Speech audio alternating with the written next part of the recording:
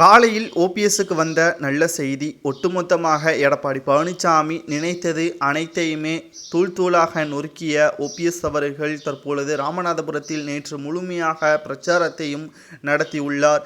இதில் ஓபிஎஸ் அவர்களது பலா சின்னம் அனைவருக்கும் தெரியும்படியான விளம்பரங்களையும் செய்துள்ளார். ஒட்டுமொத்தமாக பலா சின்னம் என்றாலே அது முன்னாள் முதல்வர் ஓ பன்னீர்செல்வம் தான் என்றும், அதிமுகவின் வேட்பாளர் ஜெய பெருமாளை விரட்டியடித்த காட்சிகளும் இணையதளங்களில் வைரலாகத்தான் பரவி வருகிறது. மேலும் ஓ பன்னீர்செல்வம் அவர்கள்தான் எங்களது தொகுதியின் எம்பியாக வருவார், அதில் எந்த ஒரு மாற்று கருத்தும் கிடையாது என்று அப்பகுதி மக்கள் அவர்களது கருத்துக்களையும் தெரிவித்துள்ளனர். ஒன்றல்ல இரண்டல்ல, கிட்டத்தட்ட 5 முறை தேனியில் நான் வெற்றியடைந்தேன். தேனியில் இதுவரைக்கும் எந்த ஒரு குறையும் சொல்ல முடியாத அளவிற்குத்தான் தேனி மாவட்டத்தை மிகப்பெரிய அளவில் வளர்ச்சியாக வைத்திருக்கிறேன் என்றும், தற்பொழுது ராமநாதபுரம் வறண்ட நிலையில் இருக்கிறது, அதை மீண்டும் வளர்ச்சியாக நான் மாற்ற வேண்டும் என்றால் உங்களது பொன்னான ஓட்டுக்களை எனக்கு தாருங்கள் என்றும் பிரச்சாரம் செய்துள்ளார். இந்த நிலையில்தான் நீங்கள் புரட்சித் தலைவி ஜெயலலிதா அவர்களது உண்மையான விசுவாசி, நீங்கள் சொன்னதை காப்பாற்றுவீர்கள், நிச்சயமாக எங்களது ஓட்டுக்கள் உங்களுக்குத்தான் என்று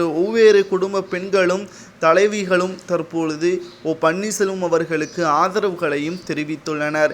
இந்த செய்தி கேட்டு எடப்பாடி பழனிசாமி அவர்கள் அதிர்ச்சி அடைந்திருக்கிறார். மாறாக எடப்பாடி பழனிசாமி அவர்கள் ஓ பன்னீர்செல்வம் அவர்களை வீழ்த்துவதற்கு மறைமுகமாக ஓபிஎஸ் என்ற பெயரில் 5 நபர்களை வேட்புமனு தாக்கலும் செய்ய வைத்தார்.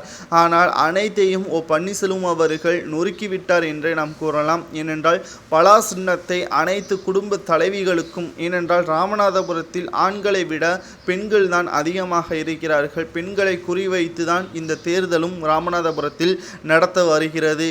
இதில் ஓபிஎஸ் அவர்களுக்கு ஆதரவாக மிக பிரம்மாண்டமான பிரச்சாரத்தையும் ஓபிஎஸ் அவர்கள் தினம்தோறும் நடத்தி வருவதால் ஒவ்வொரு தெருக்களிலும் ஓபிஎஸ் அவர்கள் நேரடியாகவே சென்று அவர்களது குறைகளையும் கேட்டு வருகிறார். இதனால் ஓ பன்னீர்செல்வம் அவர்கள் மீது இருக்கக்கூடிய அன்பு நாளுக்கு நாள் அதிகமாகி கொண்டுதான் இருக்கிறது. எடப்பாடி பழனிசாமி அவர்கள் அலரும் விதமாக ராமநாதபுரம் தொகுதியில் நிச்சயமாக ஓபிஎஸ் அவர்கள் வெற்றியடைந்தால் நாடாளுமன்றத்தில் நிச்சயமாக அமைச்சராக வருவார்.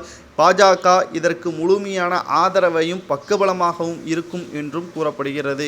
மேலும் எதற்காக நாடாளுமன்ற தேர்தலில் போட்டியிடுகிறீர்கள் என்ற கேள்விகள் கேட்டபொழுது ஓ பன்னீர்செல்வம் அவர்கள் கூறிய பதில்கள் தான் தற்பொழுது வைரலாக பரவி வருகிறது. ஏனென்றால் நாடாளுமன்ற தேர்தல் என்பது ஒட்டுமொத்தமாக அதிமுகவை நாங்கள் மீட்டெடுப்பதற்கு ஒரு வழியாகவும் ஒரு ஆயுதமாகவும் இருக்கிறது.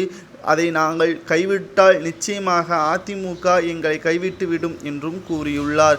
அதிமுகவை மீட்டெடுப்பதற்காகத்தான் இந்த ஆயுதத்தை நான் கையில் எடுத்திருக்கிறேன் என்றும் ஓ பன்னீர்செல்வம் அவர்கள் கூறியுள்ளார். ராமநாதபுரத்தில் ஓபிஎஸ்க்கு கிடைத்த வரவேற்பு அவருக்கு செய்தி என்றும் இணையதளங்களில் பரவி வருகிறது.